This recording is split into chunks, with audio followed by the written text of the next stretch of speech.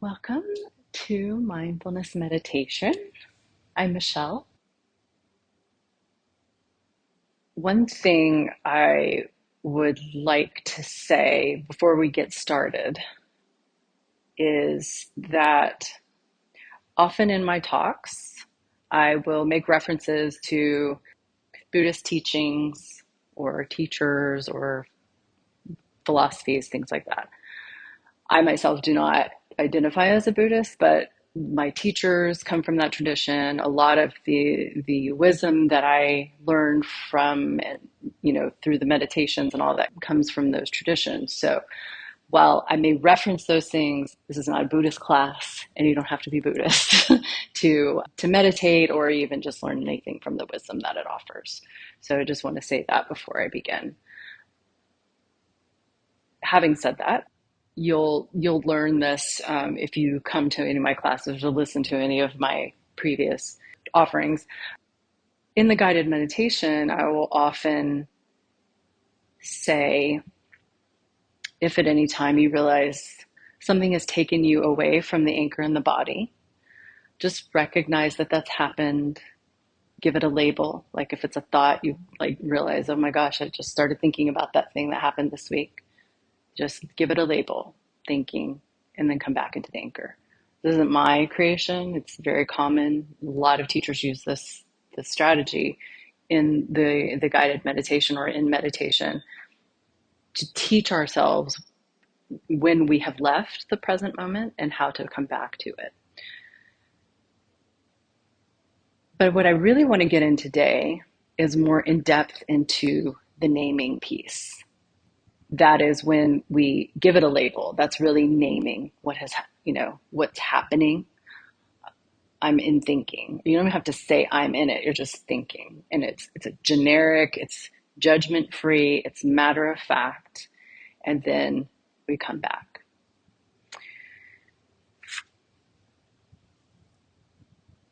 Chogyam Trungpa Rinpoche, and Rinpoche is an honorific in the Buddhist tradition.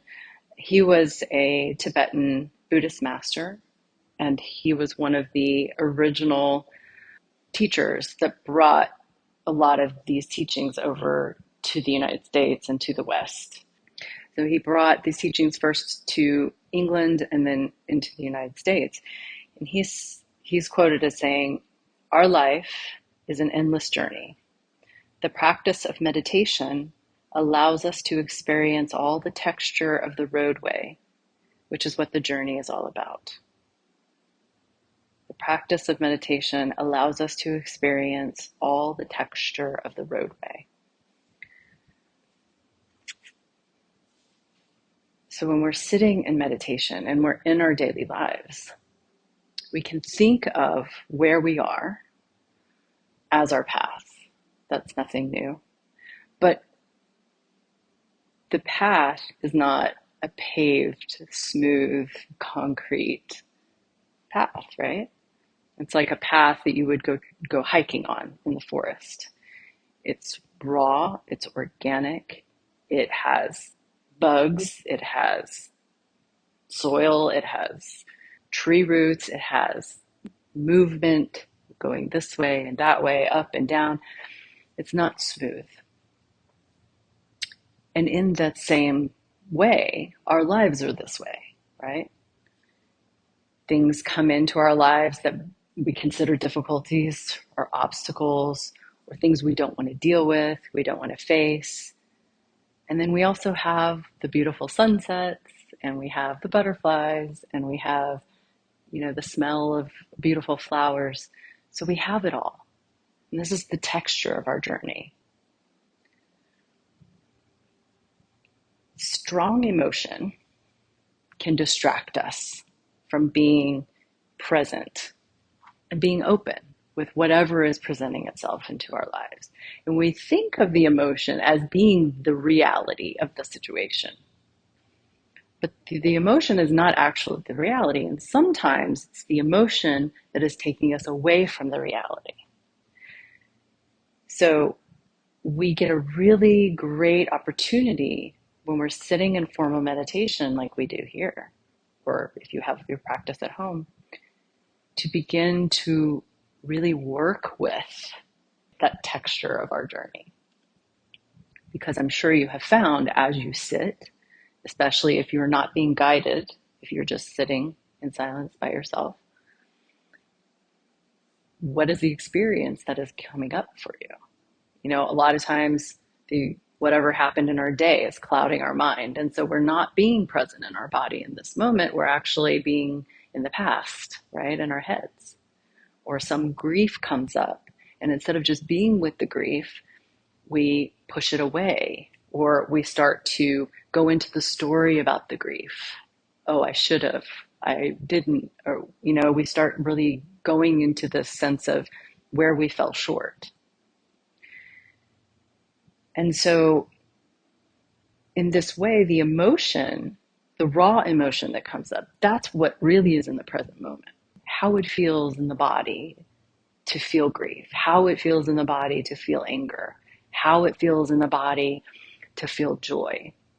That's the raw emotion that's in the present moment. But that will give birth to thoughts, beliefs. And those are the things, when we are not fully conscious of these things happening, we think that they are part of the present moment. We think that they're part of that raw emotion. But what they're really doing is they're just sprouting more little distractions through those storylines. The raw emotion that comes up in the body could be a sense of shame, right? And even if we identify it as a sense of shame, when we say, I feel shameful, we're really identifying a constellation of body sensations and saying, that's shame, because that's what we've been taught. So when those feelings come up and we say, I'm feeling shame, that naming of those emotions is a general matter of fact label, if you will. But when we start to ask ourselves, why do I feel shame? Oh, this situation. Maybe I didn't finish college. Maybe I didn't get that promotion that I tried to get. Maybe I said that thing to that person that I didn't really mean and I hurt them and led to that relationship dissolving. A lot of things can come up, but when we start to ask ourselves, why am I shameful? Why am I angry? Why? We start to get caught in the story. And the story is the distraction from the raw emotion coming up in the moment. The raw emotion that initially comes up doesn't actually last that long, but the story fuels it. It fuels it. And then they start to fuel each other until we can break that cycle.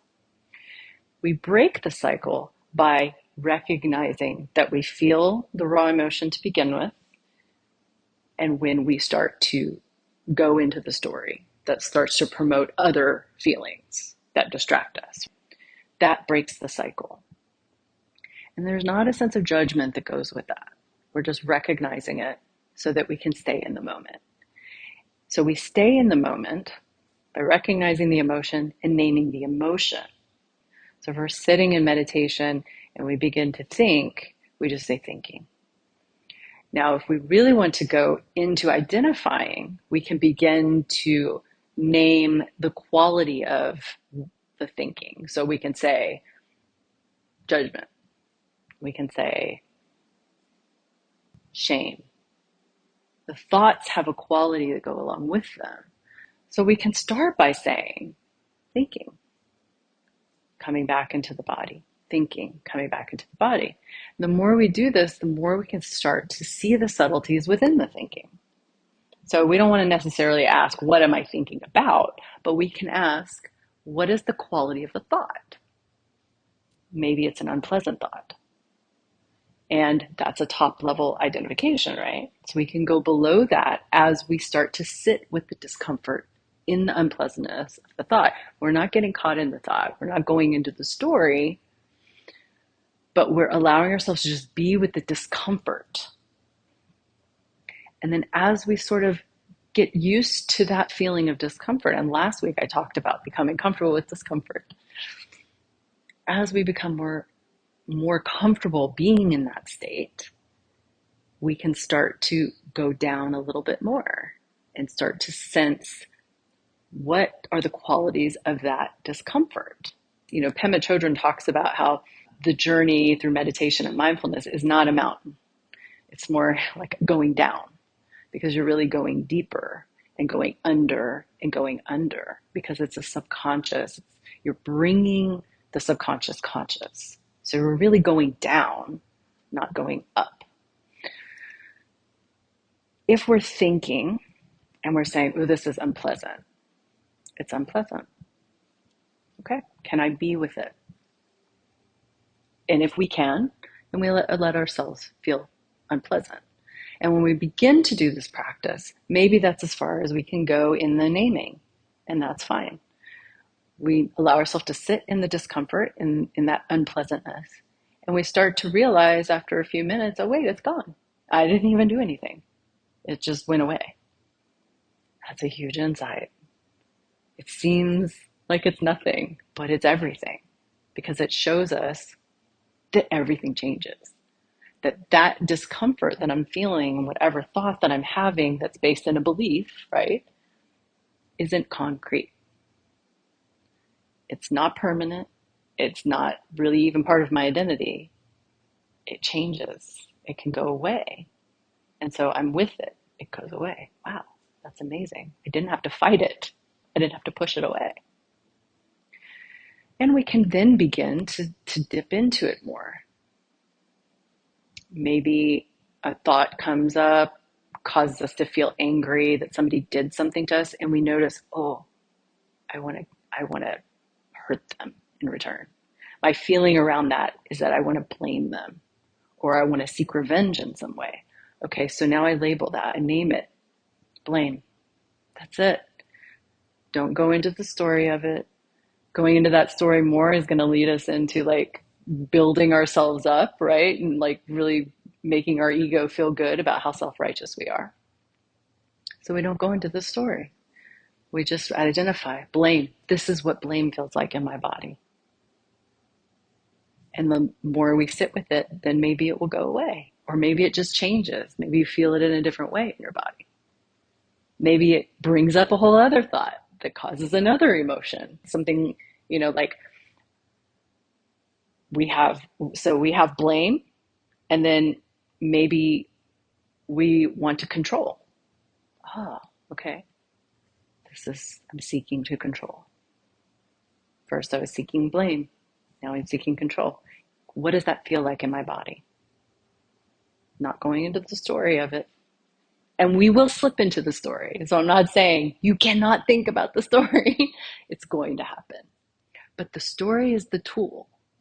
It lets you identify what it feels like in your body when you're creating these thoughts around how you want to blame somebody or how you want to control somebody. So the story is the tool, but we recognize the thought and say, oh, blame, control, seeking control. Or maybe I'm trying to run from it. This is what it feels like when I'm trying to escape. Escape through denial, escape through comfort, escape through distraction. And then we just sit with that and see what happens.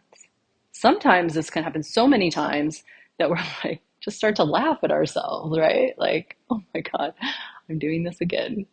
That's funny. Okay, let me go back to the emotion. Bring the little levity to it. So in beginning to name the experience that we're having on the cushion, we begin to learn, first of all, how our mind works. And that's big, but also what these sensations feel like in the body and what our tendency is when we feel them. And we basically train in a controlled way on the cushion so that we can begin to make those things conscious when we're not on the cushion. I always say I don't think there's any point in meditating, feeling great for half an hour, if you go out into the world and you can't deal with life, or you're a horrible person. Like what was the point of meditating? I felt great for a half hour. Who cares?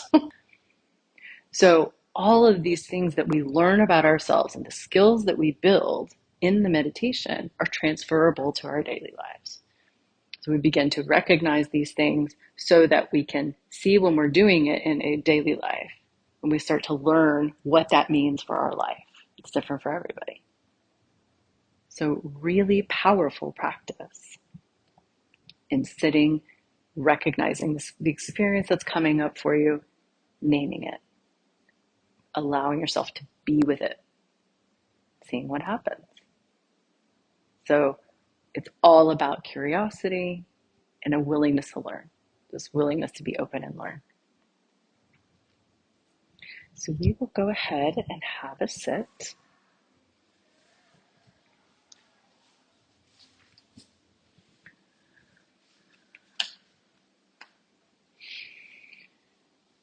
I invite you in this moment to come into a posture that works for you today, where you feel supported, alert, dignified, but also at ease.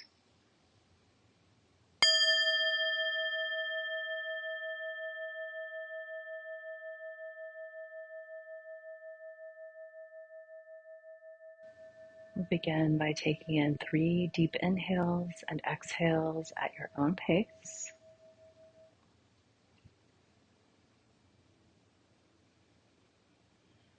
Breathing deeply from your belly.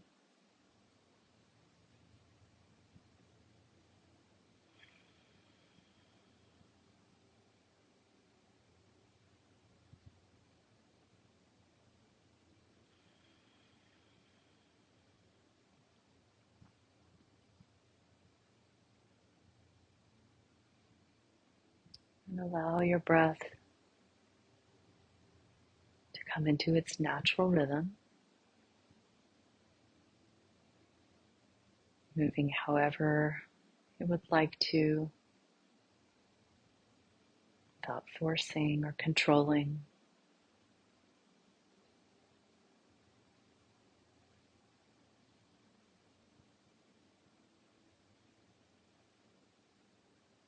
And noticing what the breath does when you let it go.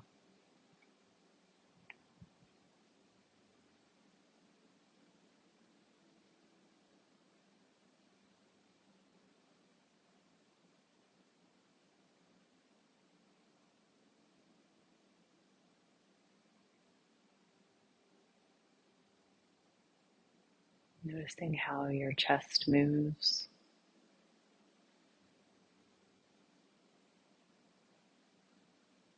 how your shoulders move,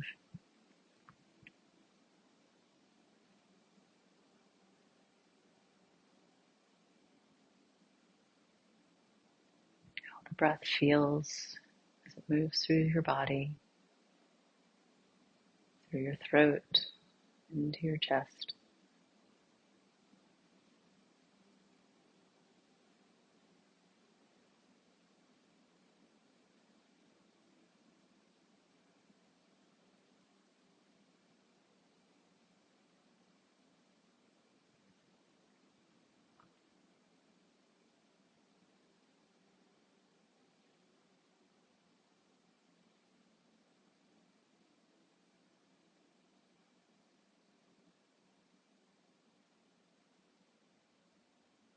Allowing the breath to be the anchor that grounds your awareness in the present moment.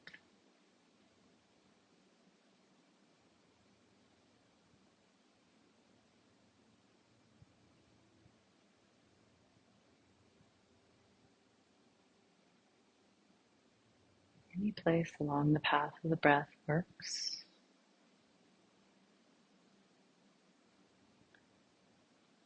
For anchoring.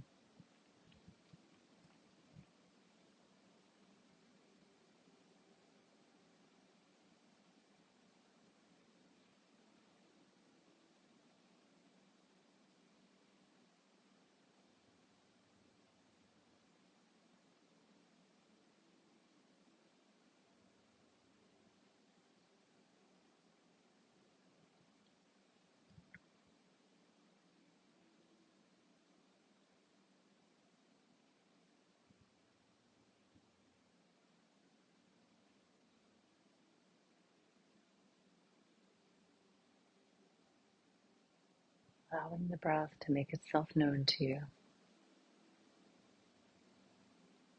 as you gently rest your awareness in its qualities.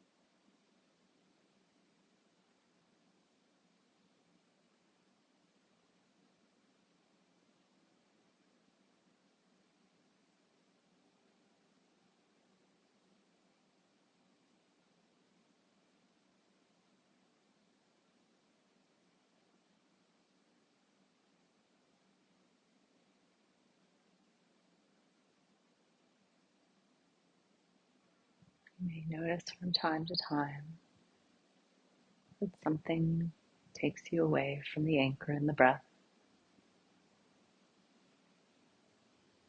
And when that happens, it's okay. Just notice that you've left. Give it a label, something neutral. Be thinking,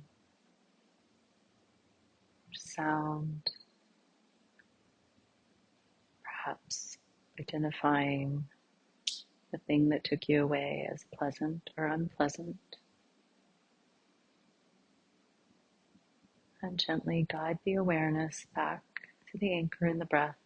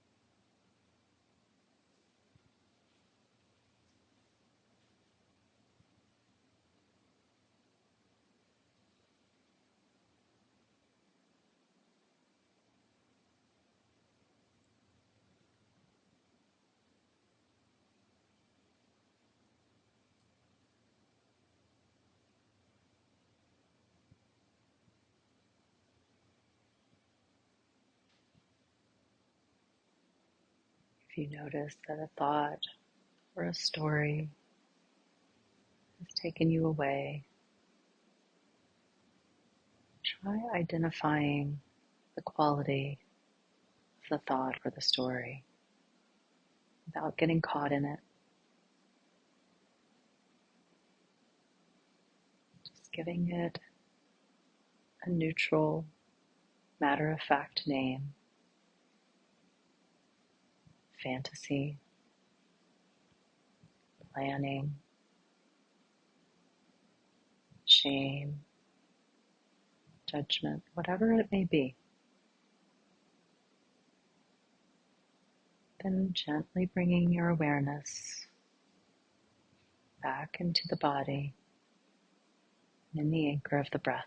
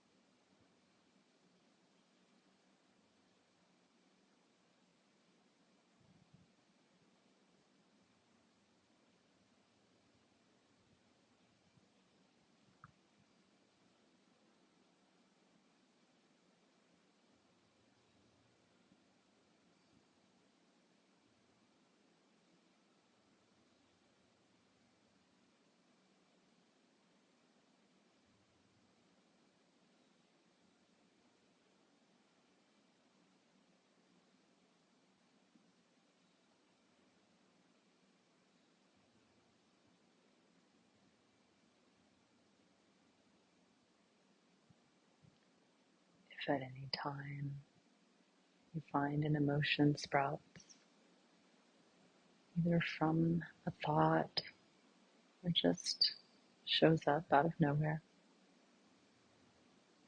allow yourself to name the emotion. Allow yourself to open to how it feels without getting caught in the story behind it. And just sit in the feeling, watching it, learning from it, and seeing what happens.